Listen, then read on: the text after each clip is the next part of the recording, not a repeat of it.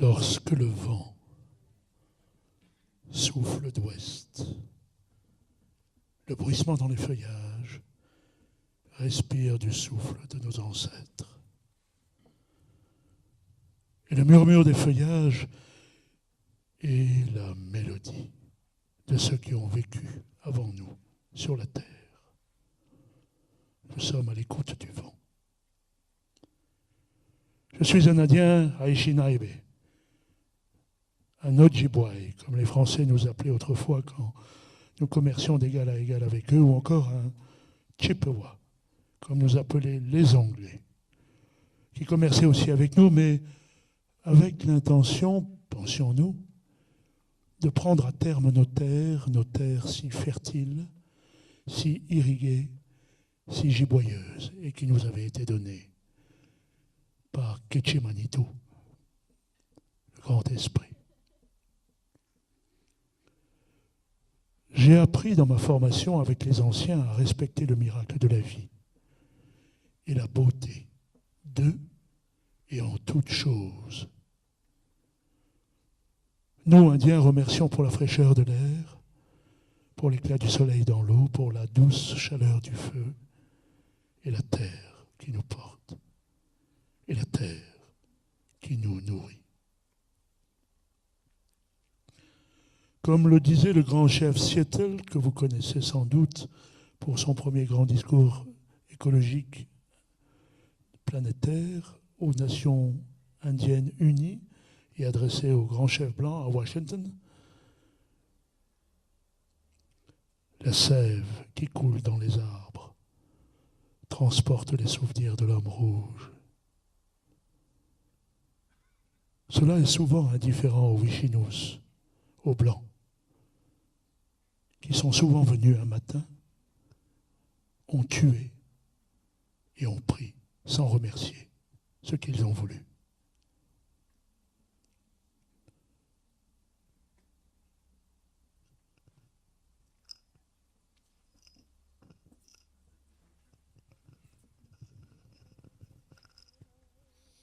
Oh, bonjour. Ni nos awana kwen indigenous cause. Nin makwa and do dem. Nin gitchio ningaming and do jaba. Hello, my name is Brandon Deschamps Morrison. I am a singer on Stonebridge Singers, and we are from Grand Portage, Minnesota. Bonjour, mon nom est Brandon. Je suis donc un chanteur des Stonebridge Singers, les chanteurs du Pont de Pierre, et je viens de Grand Portage, dans le Minnesota. The first song we're going to be singing today is called a Grand Entry Song, and the song is to bring the dancers into the arena. Le premier chant que nous allons chanter aujourd'hui est appelé le chant de la grande entrée. C'est un chant de présentation pour présenter les danseurs qui rentrent dans l'arène.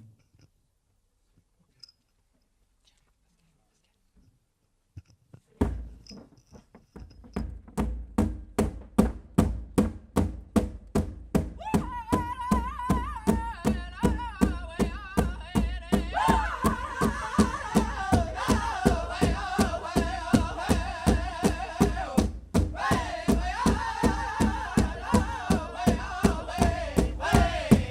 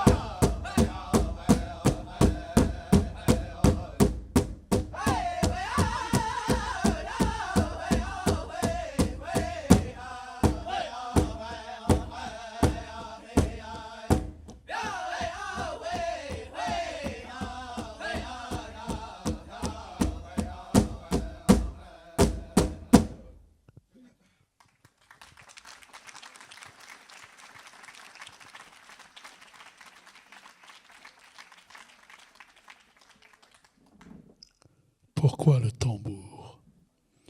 Pas simplement par une envie de rythme débridé. Le tambour représente le battement primordial de la planète Terre, la Terre-Mère, qu'ils appellent Ongawi. L'énergie du grand esprit descend dans le musicien, elle se prolonge dans le stick qui est fait de bois de cèdre et d'une peau de cerf, parce que le cerf est un animal sacré. Et il interroge la pulsation de la terre. Et il lui est possible alors d'accorder son cœur, la pulsation de son cœur à la pulsation de la terre-mère. Écouter le tambour, c'est aussi réguler ses émotions.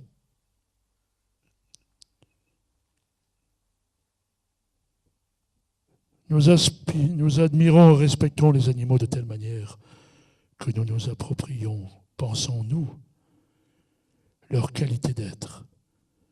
Ceci se passe dans les 3 à 4 jours de la quête de vision, The Vision Quest, où nous recevons l'influence et le compagnonnage spirituel de notre animal totem.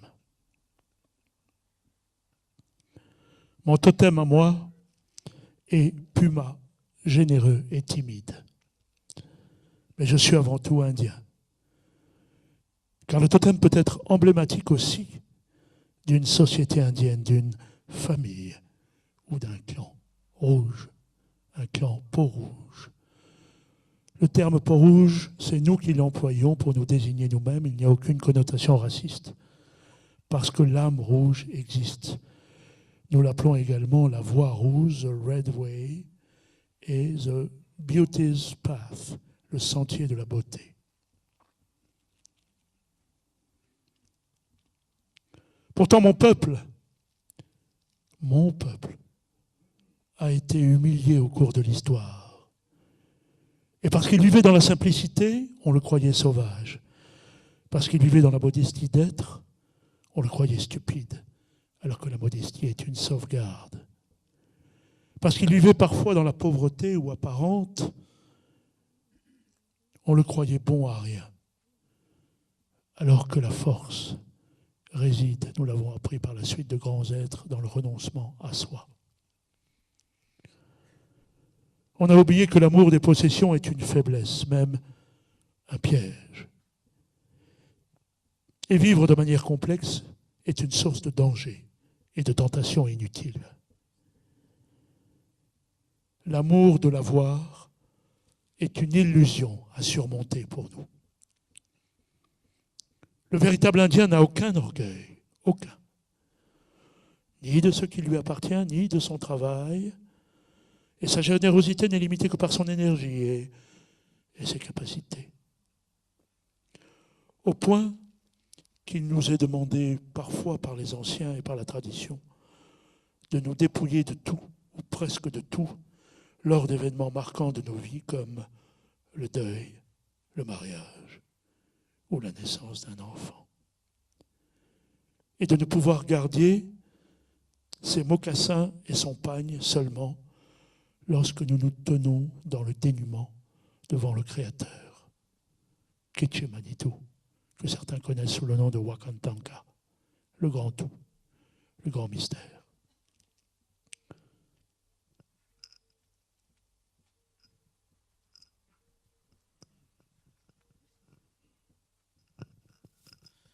This next song we're going to be singing is called the Flag Song. This song is to honor all the flags from all nations all over the world. Ce prochain chant que nous allons chanter est appelé le chant des drapeaux. Ce chant est là pour honorer tous les drapeaux de toutes les nations de par le monde. Ne vous y trompez pas, mesdames et messieurs.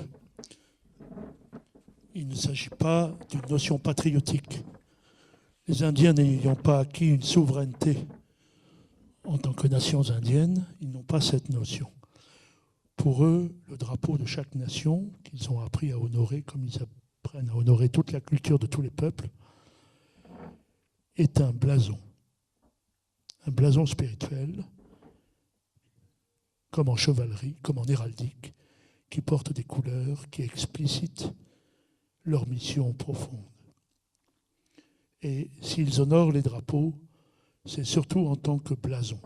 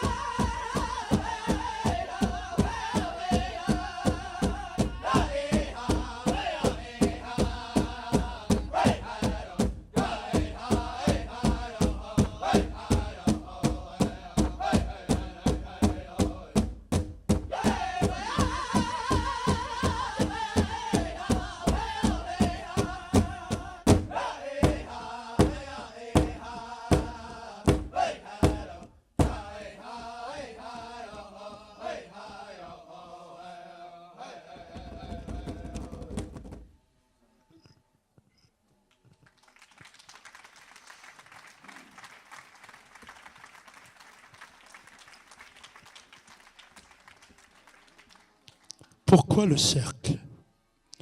Parce que pour l'Indien, la création de l'univers s'opère en cercle. La maintenance du cosmos s'opère en spirale. Ainsi, danser en cercle, en particulier dans le sens des aiguilles d'une montre, dans le sens horaire, représente l'énergie du soleil. Le sens anti-horaire représente l'énergie de la lune. Donc, danser en cercle, jouer en cercle, converser en cercle, se réunir en cercle, c'est reprendre la création initiale de l'univers. Un autre point de symbolique, ce sont les couleurs dont vous avez vu les danseurs, mais aussi les musiciens porter. Vous voyez au dos des chemises rouges des musiciens, 4 couleurs fondamentales. Tout d'abord, le noir. Le noir est associé au point cardinal de l'Ouest. C'est le moment de la fin d'une vie qui va s'achever, le soleil d'une vie qui va sombrer dans le crépuscule, dans l'obscurité, donc le noir. Le blanc. Le blanc est associé à l'hiver. L'hiver avec la neige, avec la glace, avec aussi le contact avec son enfant intérieur. Chez nous, peuple judéo-chrétien ou peuple chrétien, nous avons le contact avec l'enfant Christ. Ensuite, il y aurait beaucoup d'autres choses à dire, bien sûr. Vous avez le jaune. Le jaune, c'est la couleur du ciel lorsque le soleil se lève le matin. C'est aussi le signe que rien n'est encore accompli, tout est en devenir. Et c'est donc associé à l'Est, vous l'avez bien compris. Enfin, le rouge, donc noir, blanc, jaune, rouge. Le rouge, vous l'avez bien compris, est associé au sud. C'est le feu du soleil, la chaleur qui nous rougit. C'est aussi la plénitude du sacrifice, la couleur du sang. On a la même idée en hébreu. Vous connaissez peut-être le terme Hadama pour parler de la terre-mère, la terre de sang qui a donné le mot Adam dans la Bible. Le rouge, c'est la couleur du sacrifice que l'Indien est prêt à faire pour ses idéaux. C'est pour ça qu'il s'agit du peuple rouge, de la voie de la beauté. Il ne vous aura pas échappé, et permettez-moi cette offense que je vous fais, qui n'en est pas une dans mon esprit, c'est que le noir est associé au continent noir, à l'Afrique, le blanc est associé au continent blanc, essentiellement l'Europe, le rouge est associé au continent américain dont ils étaient les premiers habitants, et le jaune est associé bien sûr au continent asiatique, parce qu'il y a une prophétie acceptée par toutes les nations indiennes et que je veux partager avec vous. De vieux sages visionnaires parmi les Indiens ont annoncé que, après la mort physique du dernier Indien, qui se sera donné en sacrifice, 5 générations se passeront sur la terre, et alors naîtra ce qu'ils appellent The Rainbow's Nation, c'est-à-dire la nation de l'arc-en-ciel. Pour eux, et je vous rappelle que Nelson Mandela, en Afrique du Sud, employait ce mot pour décrire l'association de toutes les couleurs de peau de son pays, la nation arc-en-ciel, c'est l'union des couleurs des êtres des 4 continents qui s'uniront ensemble, travailleront ensemble, s'honoreront ensemble et auront du respect les uns pour les autres. Et cette prophétie, voyez-vous, est partagée par l'ensemble des nations indiennes, pas comme une espérance, comme une certitude. Rainbow's Nation, la nation de l'arc-en-ciel, et vous qui êtes ici, et nous qui ont facilité la venue de ces Indiens, nous sommes ce qu'on appelle dans leur tradition des ouvriers de l'aube, l'aube de cette nation arc-en-ciel. Vous êtes ceux qui, par votre présence, votre écoute, le respect que vous avez pour eux, préparent la venue de ce temps-là. Et ils pensent de plus que les connaissances du patrimoine indien seront le ciment de l'unité de la nation de l'arc-en-ciel.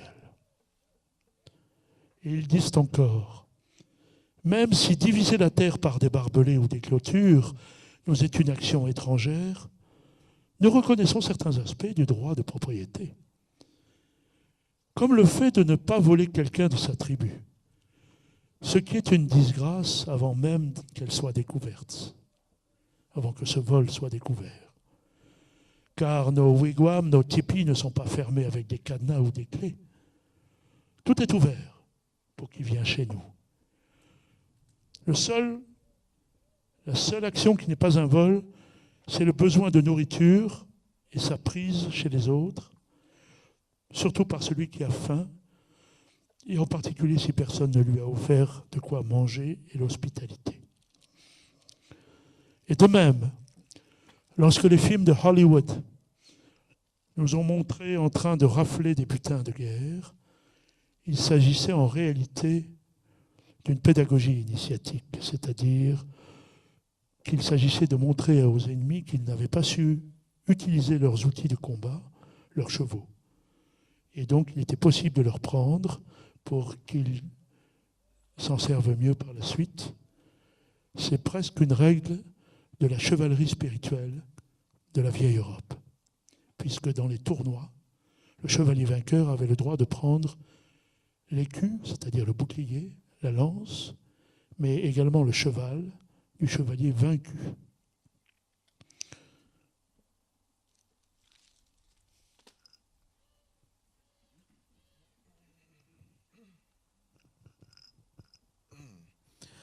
This next song we're going to be singing is called the Veteran Song.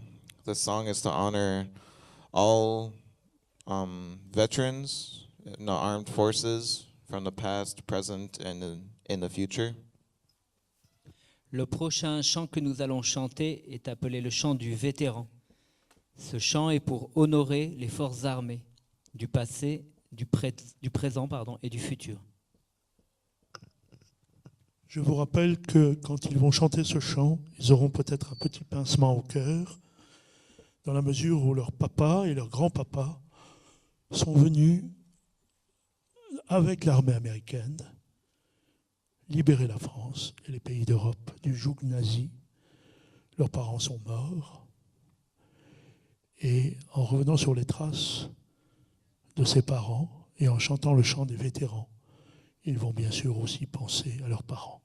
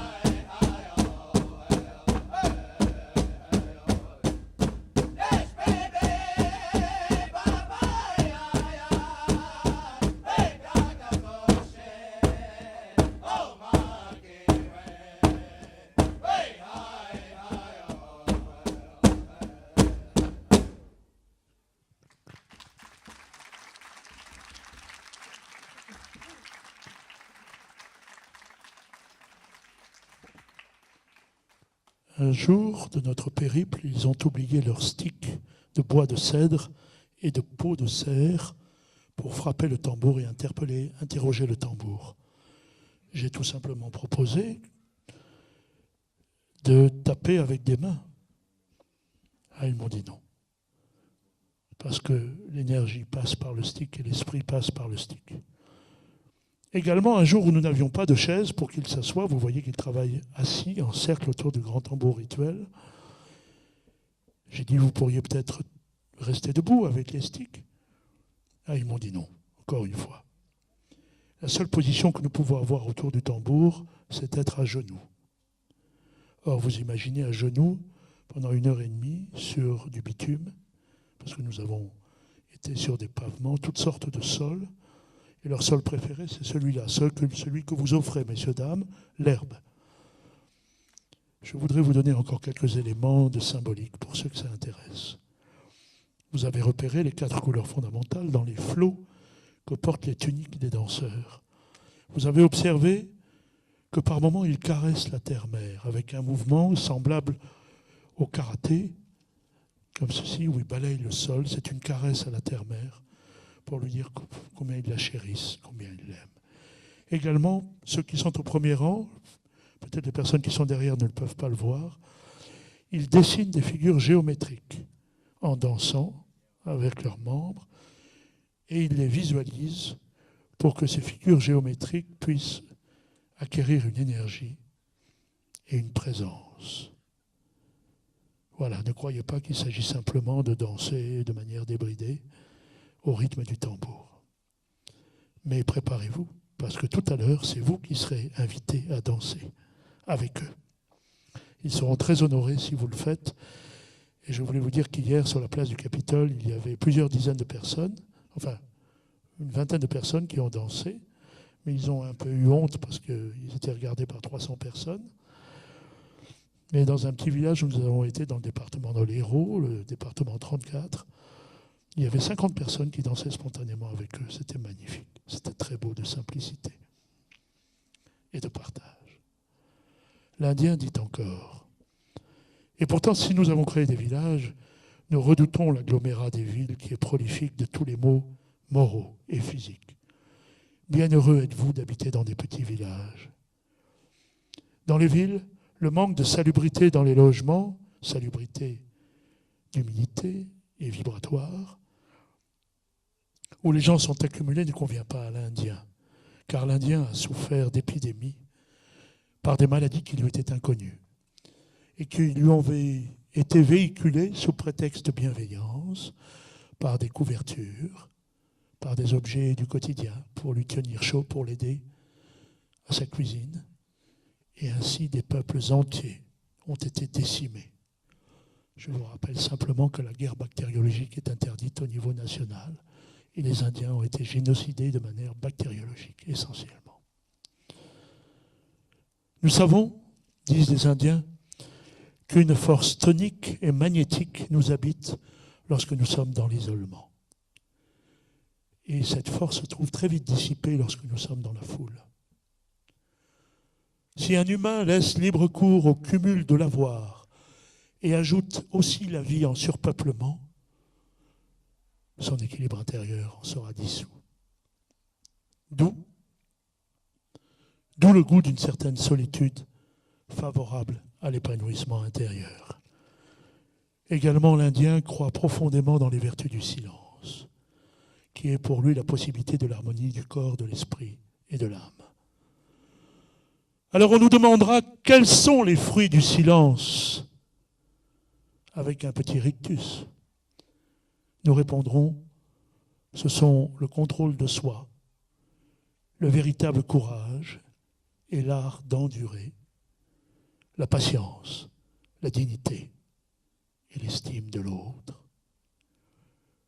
Le vieux chef Wabachao disait aux jeunes, garde ta langue dans ta bouche et quand tu auras l'âge, tu auras mûri une pensée qui sera utile à ton peuple. Depuis, nous avons appris que d'autres sages, dans l'islam, dans le judaïsme ou dans d'autres traditions, disent « c'est ce que tu vas dire n'est pas plus beau que le silence. Alors ne le dis pas. Tais-toi. Ceci est aussi dans notre culture qui fait du silence la poutre maîtresse de notre caractère.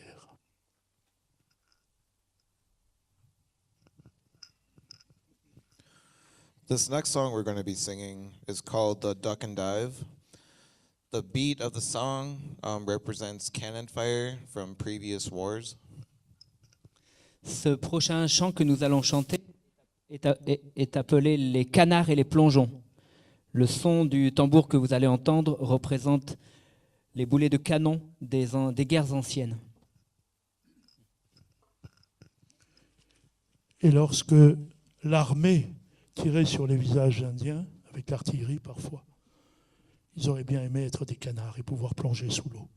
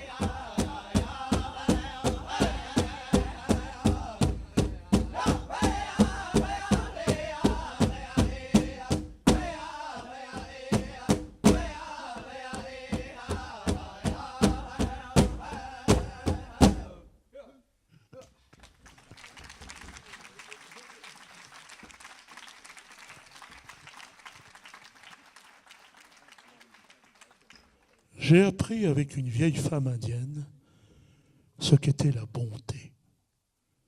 J'ai appris à aimer ce qui est réellement beau. J'ai appris la beauté.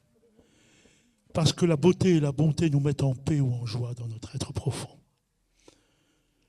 Les hommes qui se disent civilisés ne m'ont rien appris de plus et de mieux. Parce que les paysages qu'ils aiment et ceux que nous aimions sont maintenant consignés dans des musées en peinture évaluée en dollars et non en qualité de beauté.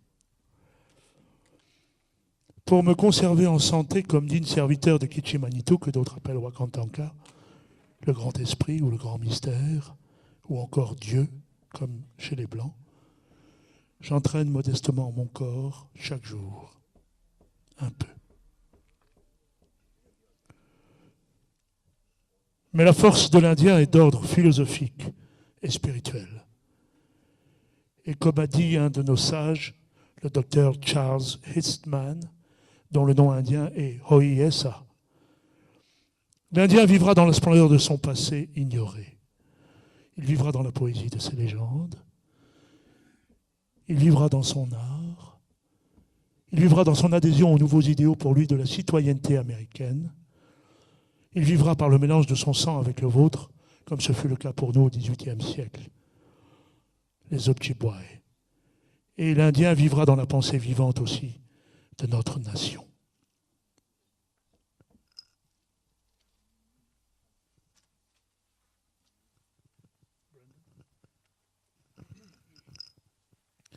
This next song we're going to be singing is an intertribal or an exhibition song.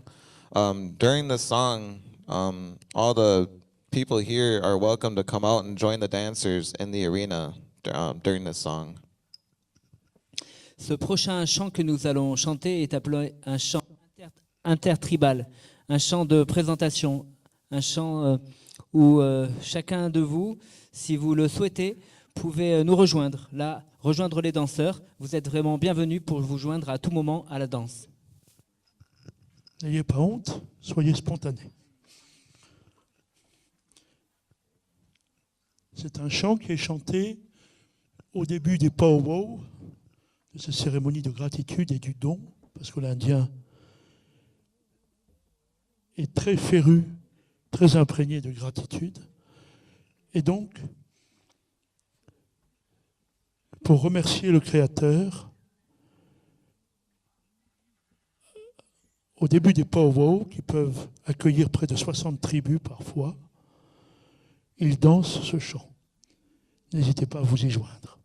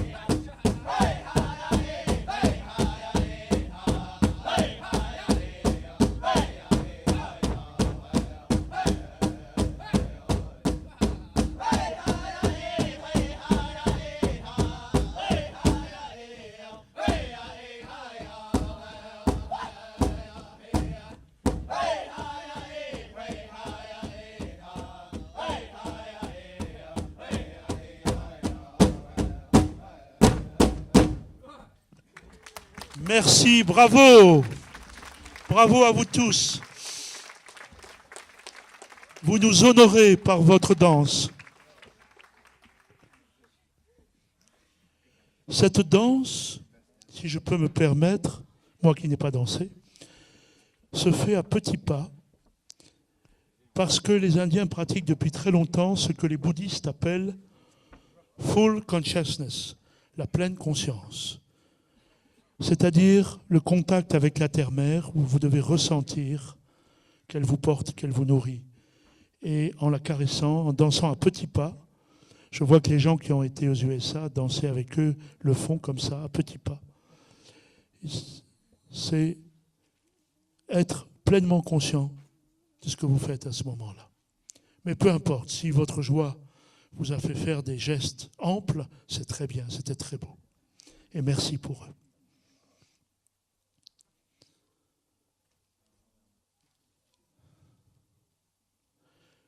Nous apprenons pour cela très tôt à nos enfants la beauté et la générosité.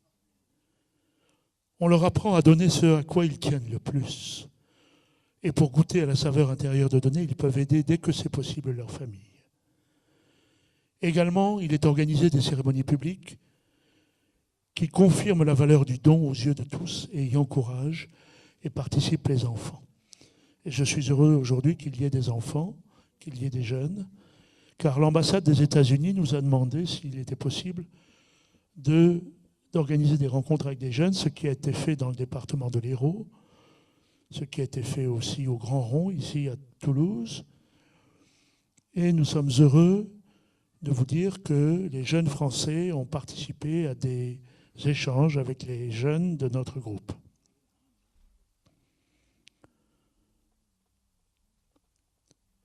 Le chef Seattle disait encore « Car l'eau qui reflète les éclats du soleil ou celle qui chante dans les ruisseaux parle d'événements et de souvenirs dans la vie de nos peuples. » Le chef Seattle a si bien parlé de nous au grand chef blanc à Washington. L'eau n'est pas seulement de l'eau, mais le sang de nos ancêtres. Et la joie profonde d'y goûter, d'en avoir, ou de s'en laver le visage, détermine un sentiment de gratitude envers le grand tout chez l'Indien. Nous savons bien que l'homme blanc ne comprend pas notre façon de penser. Est-ce que c'est suffisant pour avoir essayé de nous éliminer avec le massacre des bisons, Tatanka, celui qui amène vers le haut en langue sioux, comme l'homme blanc l'a fait pour nous humilier et nous affamer. Le chef Seattle, écoutez bien, disait encore « L'appétit de l'homme blanc dévorera la terre et ne laissera rien derrière lui qu'un désert. » Vous verrez, messieurs, dames, la prédiction des Indiens se réalisera avec la guerre de l'eau, avec le statut international des fleuves qui poseront des problèmes au peuple. Bientôt, nous aurons des conflits liés à l'eau. Les Blancs se disent civilisés. Nous disons humblement civilisés, du latin silva, la forêt. Parce que pour vivre dans la forêt, il faut pouvoir respecter les lois premières de l'univers. On nous dit également peuple primitif. En fait, nous sommes des peuples premiers, surtout parce que nous respectons les lois premières de la création.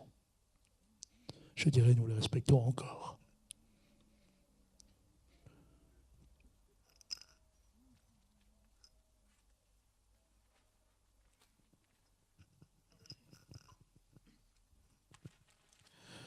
This final song that we're going to be singing today is a thank you song. This is our way of saying thank you to all the spectators who have come out today and allowed us to show a little bit of our heritage to the great people of France. Le dernier chant que nous allons chanter est un chant de remerciement. C'est un chant qui va vous remercier, vous, qui nous avez permis de venir ici pour partager un peu de notre héritage sur le sol de France.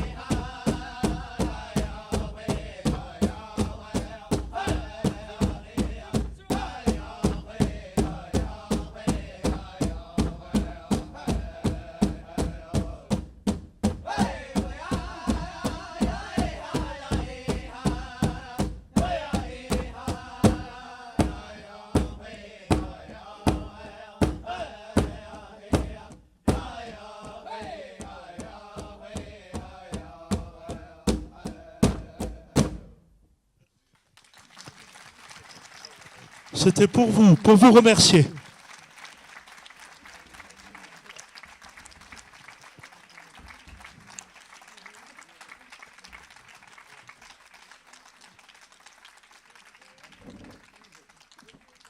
Il nous a été souvent demandé pourquoi ces voix d'enfants, alors que ce sont des jeunes qui ne sont pas prépubères, qui ont autour d'une vingtaine d'années. C'est parce que Bob, le chef de chœur, qui transmet les traditions, qui est, vous le verrez, il est un peu plus âgé que les jeunes, il a un catogan, nous a expliqué qu'il s'agissait de retrouver le jaillissement de l'enfant. Cet enfant en nous, cet enfant qui est capable de s'émerveiller pour chaque jour qui existe, chaque jour où on est en vie. Et cette voix d'enfant qui jaillit reprend ce qu'on appelle, je vous ai parlé de la chevalerie, ce qu'on appelait dans la chevalerie chrétienne l'ancienne oraison jaculatoire. Je n'ai pas parlé d'éjaculatoire, bien que. Il y a quelque chose de cela. C'est ce moment où dans vos vies, il a dû vous arriver lors d'un jour de désarroi ou un moment inattendu de dire « Ah non, non, pas maintenant, non, il faut faire quelque chose. » Voilà. Bon, mais là, c'est dirigé évidemment vers le Très-Haut. C'est ça, l'oraison jaculatoire, entre autres, si je peux l'expliquer simplement. Et leurs voix d'enfants qui, vous voyez, jaillissent, sont gutturales, sont justement en train de pratiquer une prière spontanée. Un dernier mot, si vous le permettez, sur les 4 traditions fondamentales d'à peu près toutes les nations indiennes. La première tradition que vous connaissez, pour l'avoir vue dans les westerns, c'est The Sacred Pipe, le calumet de la paix, la pipe sacrée. L'usage de la pipe sacrée repose sur le fait, en fait, que tout ce qui vit, animaux, arbres, humains, partagent le même souffle. Et leur esprit les relie au souffle et à l'esprit donné par le Créateur de toutes choses. Quand nous sommes ici, mesdames et messieurs, nous respirons le même air. Ça veut dire que nous sommes frères, nous partageons le même souffle, ce que les Grecs anciens appelaient le pneuma. Et les Juifs anciens, les kabbalistes appelaient Roi HaKodesh, c'est-à-dire le souffle de la sainteté. La deuxième tradition fondamentale, je l'ai évoquée avec vous au début de ces entretiens, il s'agit de The Vision Quest, la quête de vision, où l'Indien part sur une haute colline au moment des rites de passage, souvent à l'adolescence, pour sa quête de vision. Il reste sans manger pendant 3 à 4 jours, il ne boit pas, donc son corps s'affaiblit. Et l'affaiblissement des sens physiques dégage les sens subtils, mais vous pouvez dire aussi les sens subtils, c'est une assonance de troubadour. Et il peut recevoir, ce n'est pas obligatoire, il peut recevoir la vision d'un animal qui va être son guide. Pas seulement pour faire joli et exotique, mais l'esprit de cet animal, les particularités de cet animal vont l'aider ensuite dans sa vie. Et cet animal va être à la base de ce dont John Morin vous a parlé à propos des clans peaux-rouges. Les clans peaux-rouges ne sont pas des gangs, les gangs de Marseille ou d'ailleurs. Les clans peaux-rouges portent des noms d'animaux. Le plus célèbre, c'est le clan du castor. Le castor est un petit animal persévérant, constructeur, infatigable. Et tous ceux qui ont ces qualités d'être se regroupent par les anciens et par les dames. Ce sont les dames qui décident de ça souvent, se regroupent dans le clan du castor. Le clan de John Morin, c'est The Eagle's Clan, c'est le clan de l'aigle. Qu'est-ce que l'aigle ? Vous avez vu qu'un des danseurs, qui est blanc d'ailleurs, c'est pour vous dire qu'il coopte d'autres personnes. Et tout à l'heure, quelqu'un demandait s'ils accueillent des gens étrangers dans leur tradition. C'est le cas, puisque vous voyez qu'un jeune homme blanc danse avec eux. Et il porte une brassée de plumes d'aigle, pas du tout pour faire joli, mais parce que l'aigle, John vous l'a expliqué au début, représente une des meilleures applications du Créateur de toutes choses. L'aigle vole très haut, il a un regard perçant. Il est le seul à soutenir l'éclat du soleil, vous le savez, c'est le seul animal, même pas l'humain peut le faire. Je vous le déconseille d'essayer de fixer le soleil. Et cet aigle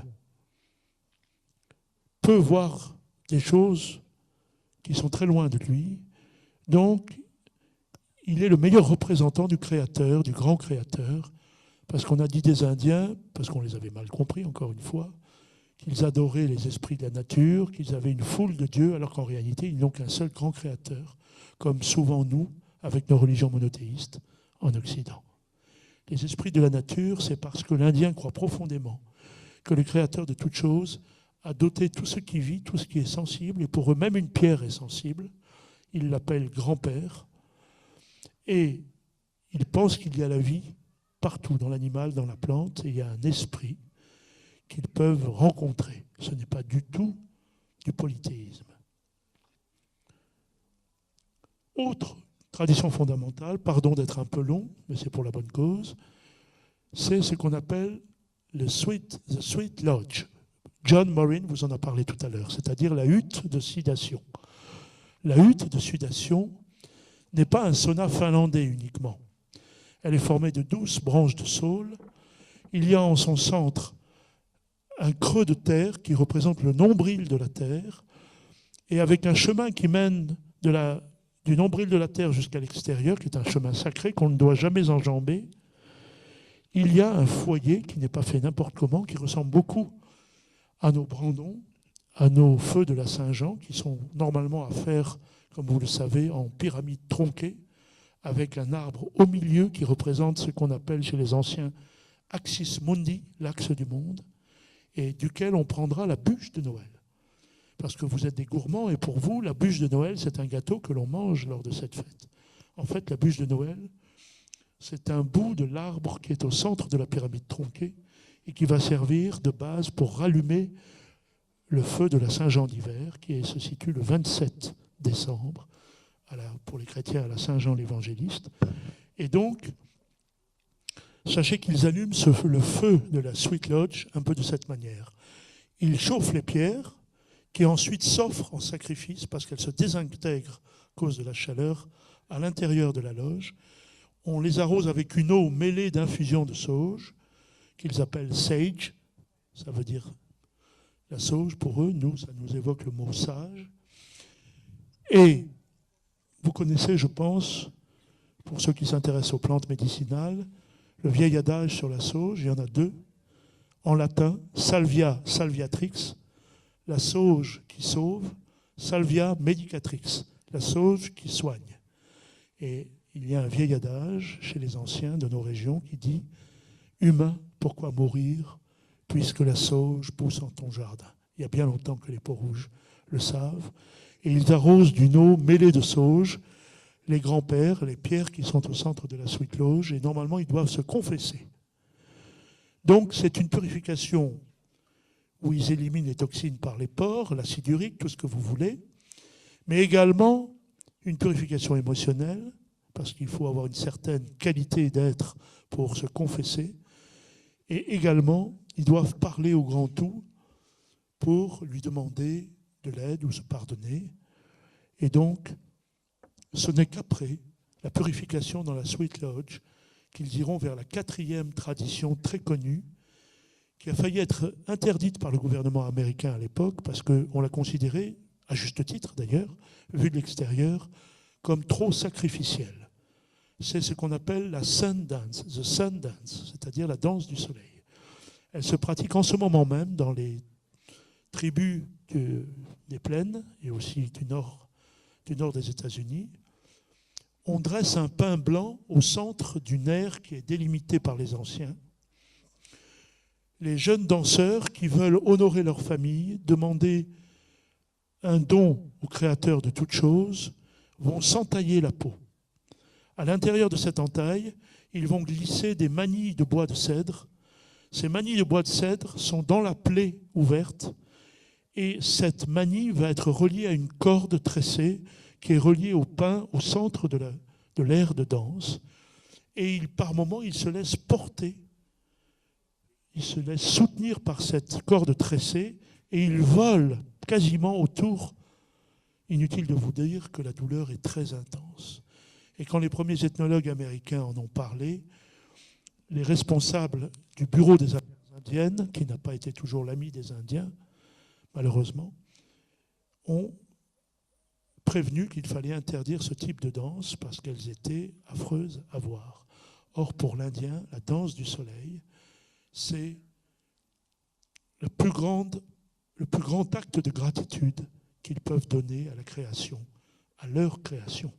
Je pense à un mot de Saint-Exupéry dans Terre des Hommes, à propos de son ami Henri Guillaumet, lorsqu'il est sorti vivant des Andes, après avoir survécu à 3500 mètres d'altitude, sans boire ni manger, et qui disait, Guillaumet, c'était l'homme qui luttait au nom de sa création contre la mort. Voilà ce que font les Indiens dans la danse du soleil, même si elle apparaît comme sacrificielle. Donc, je rappelle les 4 traditions fondamentales communes à toutes les nations indiennes. La quête de vision, Vision Quest, pour l'animal totem. Le calumet de la paix, l'utilisation de la pipe sacrée. Ils n'ont jamais fumé du tabac pour fumer du tabac. Le tabac est utilisé pour être mis dans des petits sacs qu'ils imprégnaient par leurs intentions et qui contenaient des prières, des demandes au Créateur de toutes choses. Où le tabac, John vous l'a dit, servait d'offrande à la terre lorsqu'elle elle-même leur offrait quelque chose. Ils rendraient grâce avec le tobacco. Et je me souviens qu'au Grand Rond, à Toulouse, John Morin m'a demandé de prendre du tabac et de lui donner. Et ensuite, il est allé le mettre au pied d'un buisson. Voilà. Et ensuite, vous savez maintenant qu'il y a la danse du soleil. Un tout dernier mot, puisqu'ils ont terminé. Une dame indienne écrivain, dont je ne cite pas le nom, vous la découvrirez peut-être, écrit qu'il faut dire aux jeunes Indiens, suivons les voies traditionnelles, suivons la richesse de la musique, suivons la richesse de la danse, suivons l'ouverture à l'expression du spirituel, suivons les valeurs de la vie amérindienne. Voilà ce qui fait et qui fera des Amérindiens les êtres remarquables qu'ils sont et qu'ils n'ont jamais cessé d'être. Merci, messieurs, dames.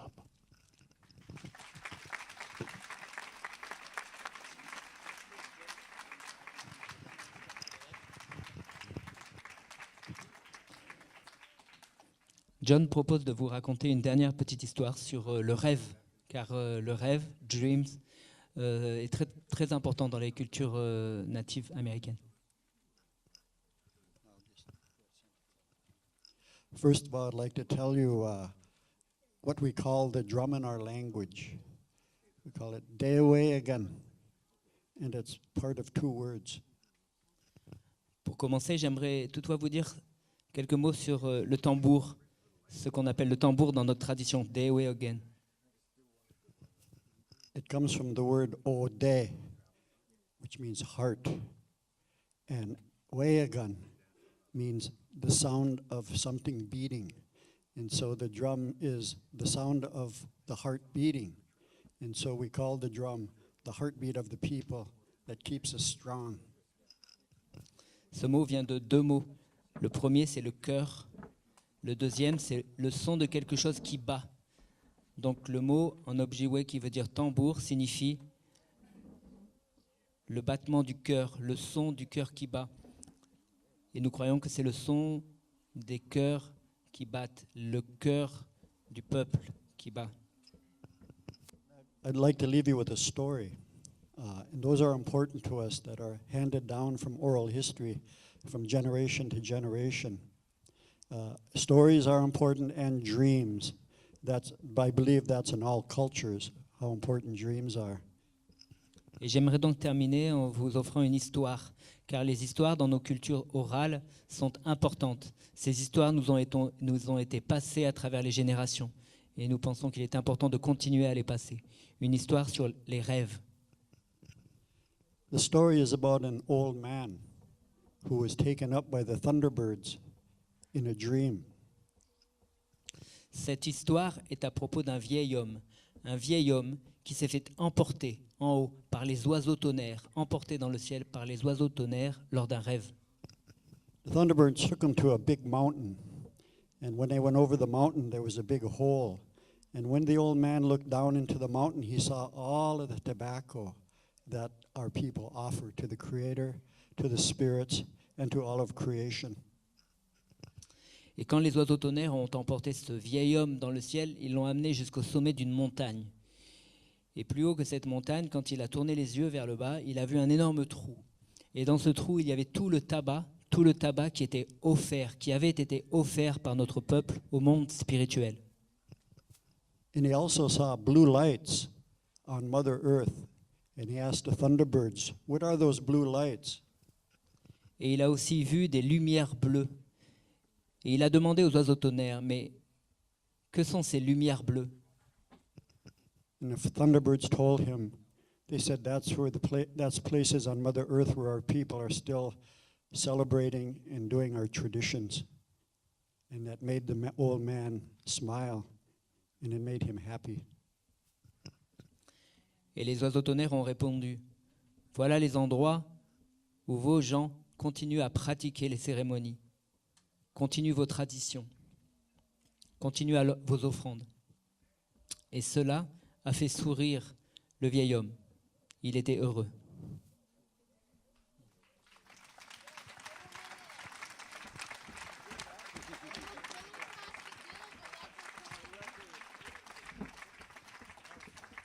Voilà, maintenant, une dernière chanson.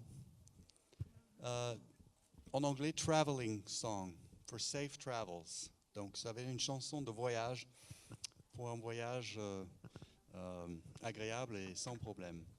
Et vous savez, demain matin, ils partent très tôt. Ils ont un vol à 6h30 pour aller à Francfort, pour retourner dans le Minnesota. Donc, on va aussi leur souhaiter un très bon retour aux États-Unis. Donc, voici cette chanson du bon voyage. Merci.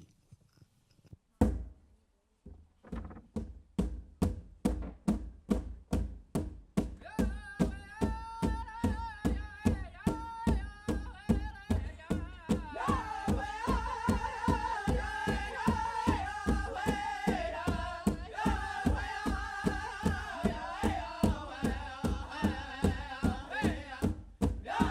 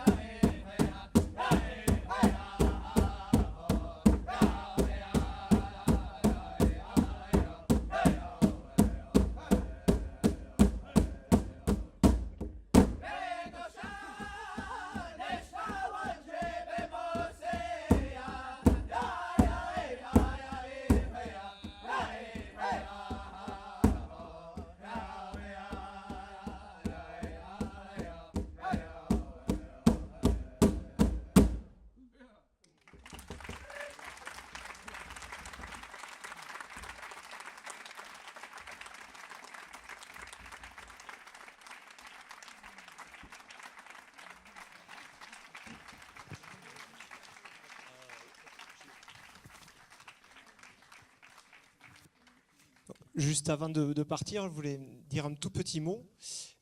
Monsieur Bullock a remercié tout le monde tout à l'heure, mais je voulais surtout remercier aussi voilà, non seulement John et les Stonebridge Singers d'être venus, nous avons fait cet honneur-là, et également remercier Monsieur Bullock et Musique Entre Pierres, voilà, pour tout ce travail, parce que ça demande énormément de travail en amont pour pouvoir faire venir ce groupe et toutes les traditions et tout ce que ça implique derrière. Voilà, donc vraiment un grand merci à vous. Ça fait 4 ans qu'on travaille ensemble. Et c'est vrai que je pense qu'aujourd'hui, le lieu a vraiment fait écho avec toute la sagesse, la sérénité et l'écoute que vous pouvez nous donner et nous transmettre. Donc un grand merci à vous tous. Merci beaucoup. Merci. I'll translate you afterwards what you just referred to. Je voudrais remercier Madame Elisabeth Saint-Paul, présidente de Musique Entre Pierres, qui a énormément travaillé au succès de cet événement. Et qui se cache. Voilà, qui va venir. Et Pascal Vessy et Claire, où est-ce qu'elle est Claire? Et Agatha et Marie. Voilà. Vous savez, Pascal Vessy, quand je lui ai parlé de ce projet, et il fallait gérer toute la logistique, il a dit « je m'en charge ». Et donc, c'est beaucoup grâce à son investissement de cœur et d'âme aujourd'hui, en dehors de la narration, parce qu'il les a emmenés donc à l'ODEV et aussi à Saint-Privat dans l'Hérault. Et puis en même temps, il a réuni une armée de gens autour de lui pour faire des repas pendant 8 jours. Donc, merci infiniment du fond du cœur, Pascal. Voilà, donc je pense que maintenant, nous avons le consul général de Marseille, des États-Unis, M. Simon Hankinson, qui voudrait vous dire un mot.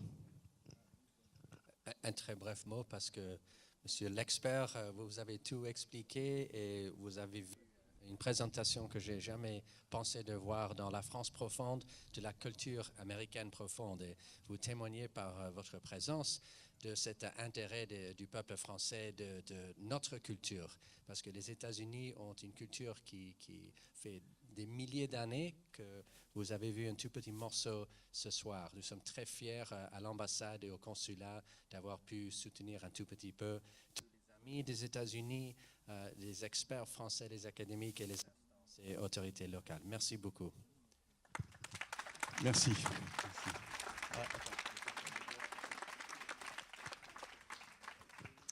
Well, I just would like to ask John, Agatha, and Mary to come here next to me, please, as well as members of the Lions Club who are here attending.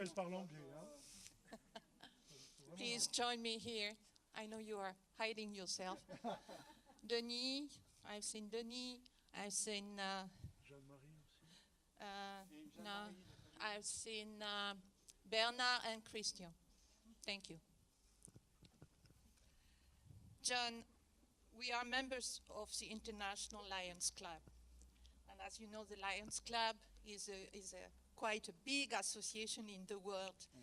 And our motto, I would say, is liberty, fraternity, tolerance, and respect of the nature.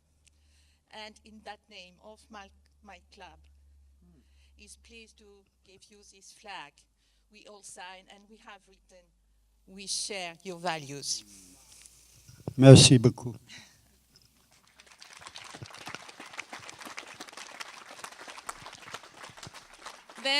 Then Mary, when she came here, she said, oh, you know, you are from the Lions Club, I know. And I have a gift for your club and all your members and so on. So they have been very pleased. We have distributed all of them. And please, as a friendship, I would like you, in the name of my club and all the members, to offer them this flag. It's a club of Grand Marais Lions Club, and give them, please, all our friendship. Thank you very much. Thank you.